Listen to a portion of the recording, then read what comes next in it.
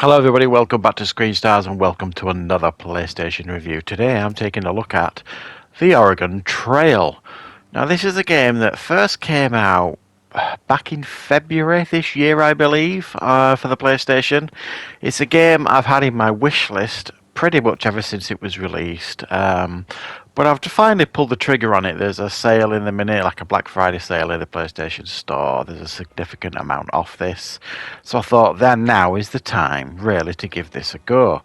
And this is essentially the remake of one of the most important video games of all time, you could argue. I mean, this goes way back to 1971 when this game was initially conceived and created. It's a giant of a game, really, and very, very influential. So this has been completely revamped and updated, obviously, for a new generation of gamers. It's available on for both PlayStation 5 and PlayStation 4. And if you've never played this game before, what can you expect from it? Well, essentially, this is a fairly casual, fun, entertaining Western-style game.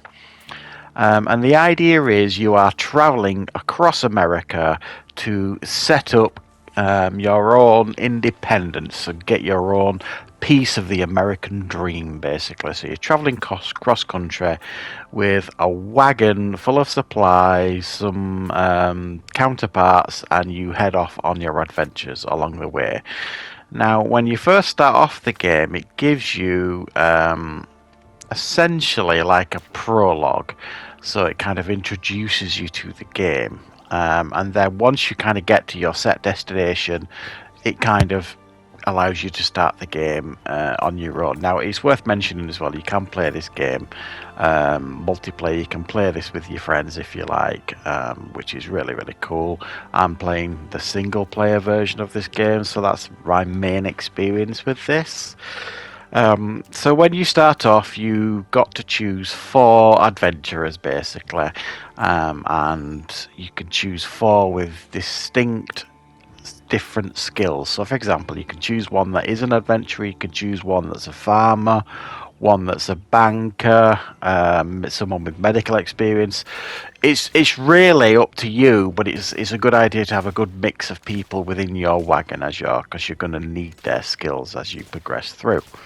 And then you get your supplies in your wagon. So you're going to need things that you're going to need to repair your wagon. You're going to need food supplies. You're going to need medicine. You're going to need clothes to change to keep your hygiene up. You're going to need coffee to keep your stamina up.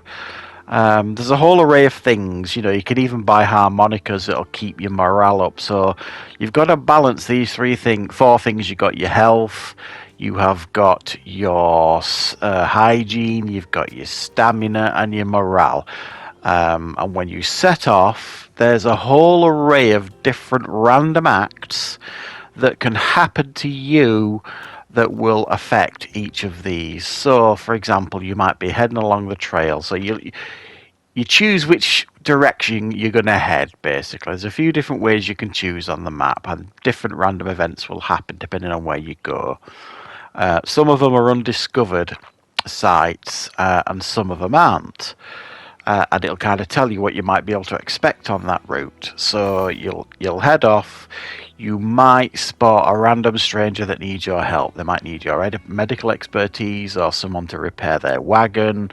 There are other things you can join in celebrations. You might find a wedding along as you're traveling along, so you can choose to join in and have a rest. Or you can, rather than rest, you can get to know the people in your cabin a little bit better by stargazing or telling stories, and these will all add to the character. But the trouble is, the following morning you haven't had a lot of rest, so you've got to kind of balance all that. There'll be other things you'll get to, like places where you can forage for berries. If you don't have someone in your party with knowledge of this sort of thing, you're basically taking a risk. Are they going to be poisonous? Are they not? You will be attacked by snakes. You get a chance to hunt deer and bulls, all that kind of stuff, so that you get supplies for your wagon. You've got to decide sometimes how to cross rivers. Do you pay someone to take you across because your funds are limited? You can get funds from like fishing and pelts from your hunting. You can sell them. But you know, there isn't a great deal of opportunities out there to make money, so you've got to be very, very careful with it. Or you can choose to kind of, if the water's shallow enough, you can take your wagon across. Or if it's too deep, you suspect, you can take the wheels off your cabin and kind of float it across. All of them come with risk. Potentially you could lose your supplies. The safest route is always to pay for crossing if you get that opportunity, but again, it takes away from your precious money.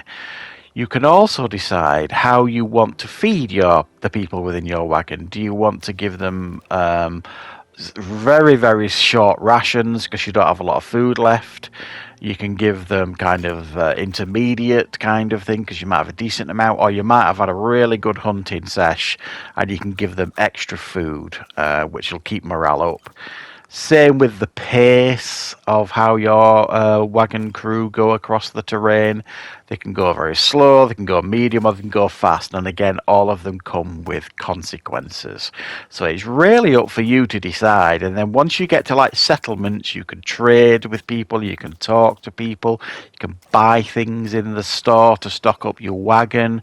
All in the while keeping a healthy balance on your wagon crew's health, because it's not an easy thing to do. You think it is, but you'll be wandering along, and then all of a sudden you'll be in a freak weather storm, and then somebody might have caught cholera or whatever, and you don't have any medicine left to treat them.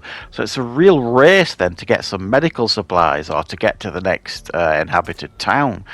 And if you don't get there, then you're going to start losing people in your wagon, and the whole thing could end in absolute disaster, so you don't get where you're going to go. It's a really, really fun and addictive gameplay loop because each time you kind of do it, it's like a different journey sort of thing. Different events happen. No two journeys are the same, really, because you could choose different people to be in your wagon next time with different skills. And it really is luck as depending how it turns out to a lot of it. There's some of it's quite tactical, and you've got to be quite smart and clever about how you go and deciding when to use your medicine, what to spend your money on, so on and so forth. So I've found this game to be a real charming, fun and casual gaming experience, and that is exactly the kind of game that I'm looking for these days.